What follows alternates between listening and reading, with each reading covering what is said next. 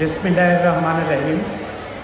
আজকের এই আয়োজনের শ্রদ্ধেয় সভাপতি, এখানে উপস্থিত এই সীতাকুণ্ড এলাকার জনগণের আশা আকাঙ্ক্ষার প্রতীক জননেতা জনাব আসলাম চৌধুরী, আমি ক্ষমা চেয়ে নিয়েছি। মঞ্চে যারা আছেন সবাই বিদগ্ধজন, কিন্তু তাদের নাম সংগ্রহ করতে পারিনি, তাদেরকে সশ্রদ্ধভাবে স্মরণ করছি। আমার সামনে যারা আছেন বাংলাদেশ শিক্ষক সমিতির নেতৃবৃন্দ এবং সদস্যবৃন্দ উপস্থিত, আজকে বৃত্তিপ্রাপ্ত ছাত্রছাত্রীবৃন্দ, তাদের অভিভাবকবৃন্দ, আপনারা সবাই আমার সালাম গ্রহণ করুন। আসসালামু আলাইকুম। আমি আসলে বলতে চেয়েছিলাম বৃত্তির উপরে, কিন্তু বিষয়টা যেহেতু ডিজিটাল বাংলাদেশ গঠনে শিক্ষার ভূমিকা এই ধরনের একটা আলোচনা করতে বলা হয়েছে, সেজন্য আমি সেটাতেই খুব সংক্ষেপে আলোচনা করবার চেষ্টা করব। প্রথমেই বলি, বৃত্তির সঙ্গে সম্পর্কিত করবার চেষ্টা করি। আমাদের প্রবৃত্তি একটা শব্দ আছে বৃত্তি। প্রবৃত্তিটা হচ্ছে মানুষের আচরণগত বৈশিষ্ট্য। এই আচরণগত বৈশিষ্ট্যের একটা অংশ যদি আমরা যে সামনে প্রিফিক্সটা আছে সেটা যদি আমরা বাদ দেওয়ার চেষ্টা করি, তাহলে যে বৃত্তি পাই শব্দটা, আজকে সেই বৃত্তিমূলক অনুষ্ঠানকে কেন্দ্র করে এই আলোচনার সূত্রপাত। বৃত্তি আমরা জানি ভোকেশনাল বৃত্তিমূলক প্রশিক্ষণ বলে থাকি আমরা। বৃত্তি হচ্ছে একটি পুরস্কার। আমরা প্রত্যেকে পুরস্কারকে পাওয়ার জন্য আমাদের আচরণ বা প্রবৃত্তি নির্ধারণ করি। আমরা শাস্তিকে অ্যাভয়েড করতে চাই, এবং এটি হলো বাস্তবতা। জন্ম থেকে মৃত্যুর আগ অবধি আমাদের প্রতিটি মুহূর্ত শুধুমাত্র আমরা শাস্তিকে অ্যাভয়েড করা এবং পুরস্কার প্রাপ্তির জন্য কাজ করে থাকি। আমি ছোট্ট করে বলে তারপর আমি ডিজিটাল বাংলাদেশের কথা আসব এবং সংক্ষেপেই বলার চেষ্টা করব, কারণ আমাদের প্রধান অতিথি আছেন, তিনি বলবেন। আমরা যখন বলি, আমরা যারা ইসলাম ধর্মে বিশ্বাস করি, আমরা জানি আমাদের একটা আদি পাপ ছিল। আল্লাহ নিষিদ্ধ করেছেন একটি ফল খেতে। সেই ফল খাওয়ার ভোগ বাস্তবতা হচ্ছে এই পৃথিবীর সৃষ্টি।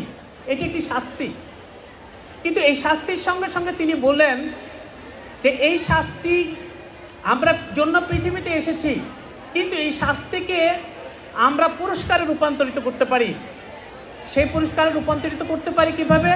তার যে অনুশাসন আছে, সেই অনুশাসন যদি আমরা মেনে চলি, আমরা তাহলে যে প্যারাডাইস, যে স্বর্গটা, বেহেশতটা হারিয়েছি, সেটা আবার আমরা রিগেইন করতে পারবো, আবার আমরা সেখানে ফিরে পাবো। সেই জন্য আমাদের পুরস্কারের জন্য আমাদের যত কাজ আছে সবগুলো আসলে এই পুরস্কারের জন্য, ইহকাল এবং পরকালকে কেন্দ্র করে। এই যে বিষয়টা বলতে বলা হয়েছে, ডিজিটাল বাংলাদেশ গঠন করা বা ডিজিটাল টেকনোলজি দিয়ে বাংলাদেশ গঠন করা, এটা আমাদের পুরস্কারের সঙ্গে সম্পর্কিত একটি বিষয়। আজকে যারা শিক্ষার জন্য, রচনার জন্যে বৃত্তি পাচ্ছেন, এটা একটা পুরস্কার। সেই পুরস্কারটা অর্জন করবার জন্য আমাদের কিন্তু প্রযুক্তির উপর নির্ভর করতে হয়। একটা জিনিস লক্ষ্য করে দেখেন, যদি লাঙ্গল না থাকতো তাহলে চাষবাস হতো না, কখনোই হতো না। যদি হাতুড়ি না থাকতো তাহলে আমরা, কোদাল না থাকতো মাটি কেটে ইট তৈরি করতে পারতাম না। যদি করাত না থাকতো গাছ কেটে ফার্নিচার তৈরি করতে পারতাম না। সমস্ত সৃষ্টির পেছনে প্রযুক্তি। এইভাবে প্রযুক্তি, আমরা লাঙ্গল থেকে আসলাম পাওয়ার টিলার, ট্রাক্টর ইত্যাদিতে। এবং শুধু তাই নয়, যদি শক্তির কথা চিন্তা করেন, একসময় শক্তির উৎস ছিল পাথরে ঘষে আগুন জ্বালানো, এরপরে এলো কয়লা, এরপরে হলো তেল, গ্যাস, এরপরে এলো আমাদের, আমরা জানি অ্যাটমিক এনার্জি, সোলার এনার্জি ইত্যাদি ইত্যাদি। এই সমস্ত কিছুর সন্নিবেশ আর কিছু নাই, প্রযুক্তিকে সাহায্য করে এই প্রকৃতিটাকে বদলানোর জন্যে। ডিজিটাল টেকনোলজি মানে হচ্ছে কম্পিউটার বেসড টেকনোলজি। আমি সংক্ষেপে বলি, শেষ করি। বিশাল ক্যানভাস, এত আলোচনা করার সুযোগ নাই। আপনারা মানুষরা কিন্তু এক একটা কম্পিউটার, বায়ো কম্পিউটার। কীরকম আমি বলি, ডিজিটাল টেকনোলজি বুঝলে বুঝবেন। আমাদের 5টা ইন্দ্রিয়, চোখ, কান, নাক, ত্বক, জিভ। আমরা যখন সেন্স করি এই 5টা জিনিস দিয়ে, 5টা ইন্দ্রিয় দিয়ে কিন্তু আমরা শুধুমাত্র সেন্স করি, জ্ঞান অর্জন করি। এই সেন্সগুলো, অর্গানগুলো যদি না থাকতো তাহলে আমরা জ্ঞান অর্জন করতে পারতাম না। যেমন একটা কথা বলি, আমরা যখন আম কিনতে যাই আমের মৌসুমে, তখন প্রথমে যিনি বিক্রেতা তিনি কি করেন, একটা আমের টুকরো কেটে বলে এটা খেয়ে দেখেন, আমগুলো মিষ্টি হবে। আমি যখন জিভে লাগাই এবং মিষ্টি অনুভূত হয় তখন বলি যে পুরো ঝুড়ির আম আমাকে দেন। কিন্তু যখন এটাকে টক মনে হয় বলবো যে না, আপনার কাছ থেকে কিনবো না। একটা জিনিস লক্ষ্য করেন, এই যে টক আর মিষ্টি, এটা বুঝলাম কিভাবে? আমার জিভে যখন আমের টুকরোটা লাগাই, এটা একটা সিগন্যাল তৈরি করে। সেই সিগন্যালটা আমার মাথা, যেটা সিপিইউ বলা হয় কম্পিউটারের ক্ষেত্রে, ডেস্কটপে, সেই সিপিইউতে যায়। সেই সিপিইউ থেকে আমাদেরকে প্রসেস করে আমাদেরকে ইনফরমেশন দেয় যে এটা মিষ্টি। তখন আমি বলি যে আমের ঝুড়ি সবগুলোই আমাকে দেন। তাহলে আমার যে প্রবৃত্তি, ওই যে বৃত্তির কথা বললাম, এই যে প্রবৃত্তি, এই প্রবৃত্তির আচরণটা নির্ভর করছে ইনফরমেশন, তথ্য তৈরির মধ্য দিয়ে। কে তৈরি করলো? আমার ইন্দ্রিয়। প্রসেস করলো মাথা। আমরা কম্পিউটার, একটা ডেস্কটপ কম্পিউটার সামনে রাখেন, কি থাকে মাউস, কিবোর্ড, এগুলো হচ্ছে ইনপুট ডিভাইস, সেন্সরি অর্গান। আমি যখন প্রেস করি একটা কিবোর্ডে অথবা মাউস দিয়ে কোনো কিছু ক্লিক করি, তখন একটা সিগন্যাল তৈরি হয়। সেই সিগন্যালটা যায় সিপিইউতে। সেই সিপিইউ সেটা প্রসেস করে ইনফরমেশনটা তৈরি করে আপনাকে ডিসপ্লেতে দেখায়, মনিটরে। This is all about digital technology. Digital technology মানেই হচ্ছে ইনফরমেশন টেকনোলজি।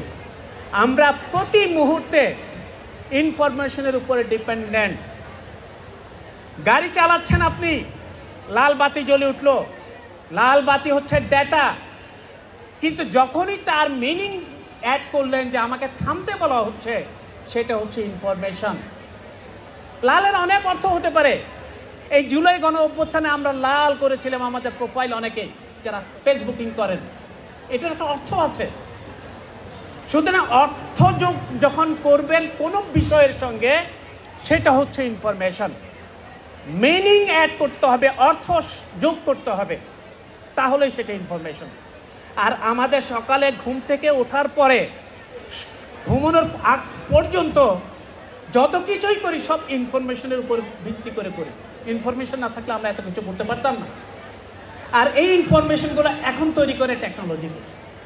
আমরা যত ইনফরমেশন পাই, এই যে একটা স্মার্টফোন দেখছেন, ছবি তুলছে, এই ছবিটা ডিজিটালি প্রসেস হচ্ছে, ইনফরমেশন তৈরি করছে, একটা ছবি দিয়ে একটা ইনফরমেশন তৈরি করছে।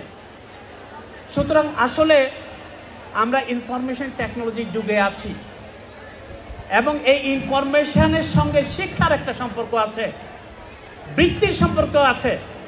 যেই ভোকেশনাল ট্রেনিংয়ের কথা বলছি, ভোকেশনাল মানে কি? বৃত্তিমূলক, যেখানে যে ট্রেনিংয়ের পরে আমি আয় বা ইনকাম করবার মতো সামর্থ্য অর্জন করব, অর্থ উপার্জনের সামর্থ্য অর্জন করব। তাহলে অর্থ উপার্জনের সামর্থ্য অর্জন করবার জন্য আমার হাতুড়ি দরকার, আমার লজিস্টিক সাপোর্ট মানে কি? টেকনোলজি, আর কিছু না। ভোকেশনাল মানেই টেকনোলজি ডিপেন্ডেন্ট এডুকেশন। সুতরাং এই ভোকেশনাল থেকে আজকাল ভোকেশনাল যে টেকনোলজি ছিল, সেটাও কিন্তু কনভার্সন হয়ে যাচ্ছে ডিজিটাল টেকনোলজিতে।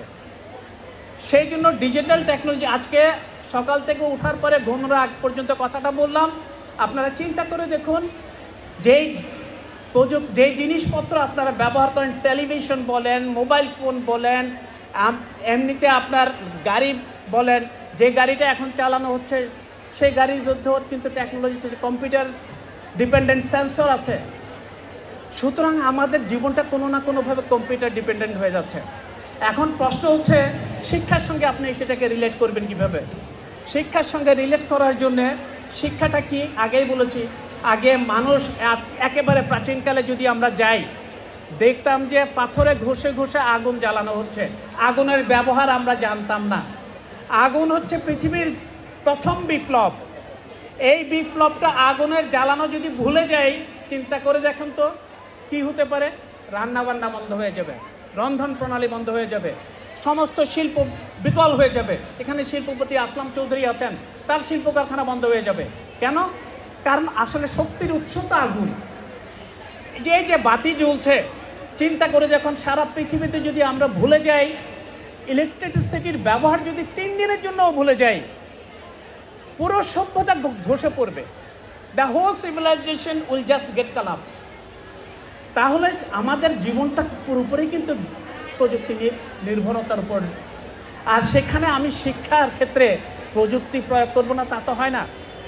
এই জন্য আজকাল digital technology based education, school college থেকে শুরু করে বিশ্ববিদ্যালয় পর্যন্ত, এটি যত বেশি পপুলারাইজ করা যাবে শিক্ষার পরিধিতে ততটুকু বাড়বে। আমি বেশি কথা বলবো না। যাই হোক, যেমন আমি বলি, যেহেতু একটু সময় পেয়েছি, আমাকে সময়ও দিয়েছেন। না ঠিক আছে, থ্যাংক ইউ, অনেক ধন্যবাদ। তো যেমন শিক্ষার কথা বলছিলাম, আপনারা দেখেন সারা পৃথিবীটা ছোট হয়ে আসছে। আমি আপনাদেরকে একটা কথা বলি, তাহলে বুঝতে পারবেন। বলা হয় যে সারা পৃথিবীর একটা ছোট্ট গ্রাম হয়ে যাচ্ছে। The whole world is become a village. আমি প্রশ্ন করি, এটাকে ভিলেজ বলা হচ্ছে কেন? এটা তো শহর বলছি না।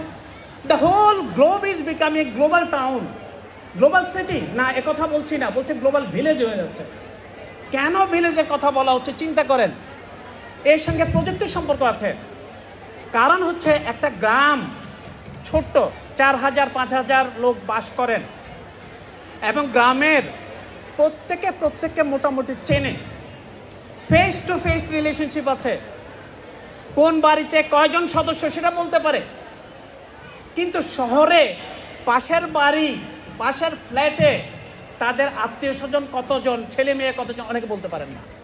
পাশের বাড়ির ফ্ল্যাটে কখনো কারো মৃত্যু হলে সেটাও অনেকে বলতে জানতে পারেন না। অর্থাৎ দূরত্বটা বেশি। গ্রামে দূরত্ব নাই, সেখানে মানে এক ধরনের পরিচয়ের সম্পর্কটা বেশি।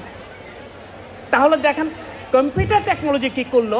এই যে আপনারা ফেসবুকের কথা সবাই জানেন, কিংবা অন্যান্য যে অ্যাপ্লিকেশনগুলো আছে, এগুলো কি করেছে? সারা পৃথিবীটাকে একটা ছোট গ্রামের মতো অবস্থায় নিয়ে এসেছে। প্রত্যেককে চেনে। আমি 1982 সালে চট্টগ্রাম বিশ্ববিদ্যালয় থেকে পাশ করেছি। আমার বন্ধুরা ছড়িয়ে ছিটিয়ে সারা পৃথিবীতে আছে, আমি তাদের চিনতাম না। এখন স্মার্টফোন আছে, আমার কাছে সোশ্যাল মিডিয়া আছে, আমি তাদের সঙ্গে যোগাযোগ করতে পারছি। দুনিয়াটা ছোট হয়ে আসছে। এই জন্য বলা হচ্ছে এভরিবডি হ্যাজ দ্য এবিলিটি, প্রত্যেকের সামর্থ্য হয়ে গেছে একে অন্যের সঙ্গে যোগাযোগ করার, এই জন্য চেনার, মুখোমুখি সম্পর্ক করার। এই জন্য এটা গ্লোবাল ভিলেজ, সারা পৃথিবী গ্রাম হয়ে যাচ্ছে, শহর বলছি না আমরা। দেখেন এই যে টার্মগুলো ইউজ করলাম, গ্রাম বা শহর, এর একটা অর্থ প্রযুক্তির দ্বারা নির্ধারিত, প্রযুক্তি দিয়ে নির্ধারিত। সুতরাং প্রযুক্তি আমাদের সামাজিক সম্পর্কটাকে নির্ধারণ করে দিচ্ছে। আমি প্রযুক্তির শিক্ষার কথা যদি বলি, আরও অনেক কিছুই বলা যাবে, কিন্তু সব কিছু বলবো না। 2-1টা উদাহরণ দিয়ে আমি শেষ করবার চেষ্টা করব। আপনারা জানেন যে চিকিৎসা বিজ্ঞানে উন্নয়ন কিন্তু প্রযুক্তির উপরে ডিপেন্ডেন্ট। আপনারা যে প্যাথোলজিক্যাল টেস্ট করেন, সবগুলো মেশিন অ্যান্ড কম্পিউটারে নির্ধারণ করে দেয় আপনার সিবিসিতে কাউন্টগুলো কি হবে। আজকাল ম্যানুয়ালি কাজ হয় না। শুধু তাই নয়, সার্জারিতে, এমনকি ডিস্টেন্স সার্জারি, অর্থাৎ একজন নিউ ইয়র্কের ফিজিশিয়ান বসে আছেন, চিকিৎসক, তার অপারেশনটা হচ্ছে লন্ডনে, কিন্তু যিনি চিকিৎসক তিনি বসে আছেন। কীভাবে করছেন? রোবোটিক্স টেকনোলজি দিয়ে। রোবোটিক্সের প্রোগ্রাম করা থাকে, সেই প্রোগ্রাম দিয়ে তিনি দেখছেন ডিস্টেন্স, তার সামনে ডিসপ্লে আছে, সেগুলো দেখে তিনি চিকিৎসা করছেন। আমার চিকিৎসার জন্য আজকে যেতে হচ্ছে আমাকে মালয়েশিয়া, সিঙ্গাপুর, ভারতে। দিন আসছে যখন আপনার কোথাও যেতে হবে না, বাংলাদেশেই আপনার চিকিৎসা হবে। কিসের মধ্যে দিয়ে? শিক্ষার মধ্যে দিয়ে, টেকনোলজির প্রয়োগের মধ্যে দিয়ে। এটাই ডিজিটাল টেকনোলজি, এটাই ডিজিটাল টেকনোলজি। সারা পৃথিবীতে আজকে আপনারা যদি দেখেন যে এই যে আপনার গত কিছুদিন আগে যুদ্ধ দেখলেন, ইরান ইসরায়েলের যুদ্ধ, পুরোপুরি একটা ডিজিটাল টেকনোলজির উপরে বেস করে এই যুদ্ধটা হয়েছে। এগুলো কনভেনশনাল ওয়ারের মতো না, যে আগেকার যুদ্ধ ছিল সেরকম যুদ্ধ না। কিসের জন্য এইরকম এই যুদ্ধটা আমরা পেলাম? আপনারা দেখেছেন ইরানের সামরিক বাহিনী তাদের এয়ারফোর্স ব্যবহার করেনি। এয়ারফোর্স ব্যবহার না করে যুদ্ধ করা, এটা আমাদের আজ অজানা, জানার বাইরে, কিন্তু আমরা সেটা দেখলাম। সেটাও হয়েছে শুধুমাত্র টেকনোলজির কারণে, প্রযুক্তির কারণে। আমাদের প্রযুক্তি আমাদেরকে শুধু তাই না, প্রাত্যহিক জীবনে, আমি বলেছি প্রাত্যহিক জীবনে আমাদের পরিবর্তন হচ্ছে। আমাদের কথা বলা, রেকর্ড করা, ক্লাসের পরবর্তীকালে শিক্ষাদান করে। যেমন আজকে বলি, আপনারা কোভিডের কথা জানেন। কোভিড যখন হয়েছিল 1919 সাল থেকে, আমি দুঃখিত 2019 থেকে, তখন সমস্ত বিশ্ববিদ্যালয়গুলো, বিশেষত হায়ার এডুকেশনে যেখানে কম্পিউটারের সুযোগ সুবিধা আছে, সেখানে আমরা দেখতাম ডিসটেন্স লার্নিং। কম্পিউটারের মাধ্যমে জুম যে সফটওয়্যারগুলো আছে আপনারা সবাই জানেন, তার মধ্যে লেখাপড়া হয়েছে। আমি নিজে অভ্যস্ত হয়ে গেছি। এবং এই শিক্ষাটা কিভাবে যাবে সেটা আমি বলছি, এটা বলেই শেষ করবো, আর বিশেষ বলবো না। ভার্চুয়াল রিয়েলিটি, আপনার শব্দটা বোধহয় শুনেছেন। Virtual reality, which seems to be real, যেটা মনে হয় রিয়াল কিন্তু ইট ইজ নট রিয়াল। যেটা মনে হচ্ছে রিয়াল সেটা রিয়াল না, এটা হচ্ছে ভার্চুয়াল বলি। আসলে কথাটা কিন্তু একেবারে সত্য না। ভার্চুয়াল রিয়েলিটি এখনও পৃথিবীতে খুব কমই প্রতিভাত হয়। যেটা হয় সেটা হচ্ছে কি, আমি ক্লাস দিচ্ছি, আমি এখানে বসে, আপনারা জানেন আমাদের জননেতা লন্ডনে বসে, তারেক রহমান, তিনি লন্ডনে বসে এখানকার সভায় বক্তৃতা দেন। এই যে বক্তৃতা, এটা virtual, it seems to be real, কিন্তু রিয়াল না। উনি তো এখানে নাই, উনি আছেন কোথায়? লন্ডনে। তাহলে উনি যে বক্তৃতাগুলো দিচ্ছেন আমরা শুনতে পাচ্ছি, জানতে পারছি, এটাকে রিয়াল মনে হচ্ছে। তো এটাই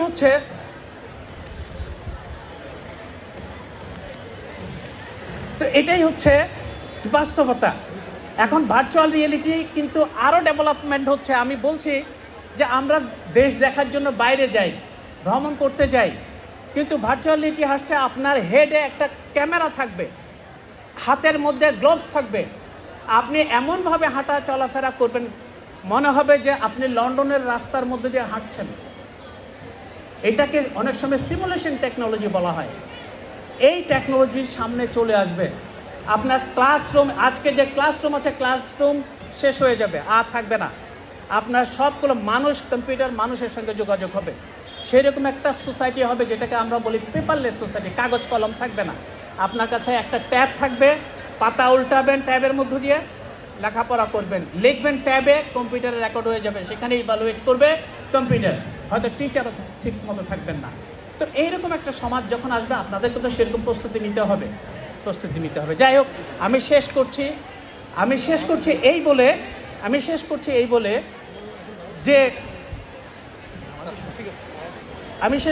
বলে যে আমাদের সেই সময়ের জন্য প্রস্তুতি দরকার। সেই সময়ের জন্য প্রস্তুতি নিতে হলে আমাদেরকে এখন থেকে আমাদের যে লজিস্টিক সাপোর্ট, আজকে জননেতায় আসলাম চৌধুরী আছেন, আশা করছি তারা ক্ষমতায় যাবেন, তারা এই বিষয়গুলো দেখবার চেষ্টা করবেন। আজকে তিনি তার মায়ের নামে যে বৃত্তি প্রদান করছেন, তখন শুধু বৃত্তি নয়, তিনি সশরীরে এসে আপনাদেরকে যে লজিস্টিক সাপোর্ট দেওয়ার জন্য চেষ্টা করবেন, এই আশা ব্যক্ত করছি আমি। আপনারা সবাই কষ্ট করে শুনেছেন। আমি একটি কথা বলিনি, শেষ করছি, যে আমি বিশ্ববিদ্যালয়ে প্রাপ্তবয়স্ক ছেলে মেয়েদের পড়াতে কিশোর কিশোরীদের সঙ্গে যোগাযোগ করবার ভাষাটা আমার আয়ত্তে আসে নাই। সুতরাং আমি যা বললাম জানি না কিশোর কিশোরীরা বুঝতে পেরেছে কিনা, এখানকার ছাত্রছাত্রীরা অন্তত যারা আছেন বিদগ্ধ শিক্ষক তারা নিশ্চয়ই হয়তো বুঝতে পেরেছেন, অভিভাবক অভিভাবিকা বৃন্দ হয়তো বুঝতে পেরেছেন। তাদের কাছে আমি কৃতজ্ঞতা জানাচ্ছি। আমি কৃতজ্ঞতা জানাচ্ছি বাংলাদেশ শিক্ষক সমিতি যারা আমাকে এখানে নিয়ে এসছেন, বক্তব্য দেওয়ার সুযোগ দিয়েছেন। আমি জননেতা আসলাম চৌধুরীকে ধন্যবাদ জানাচ্ছি তার, এবং আপনাদের যারা মঞ্চে আছেন, যারা সামনে আছেন, সবার সুস্বাস্থ্য কামনা করে আমার বক্তব্য এখানে শেষ করছি। ধন্যবাদ সবাইকে।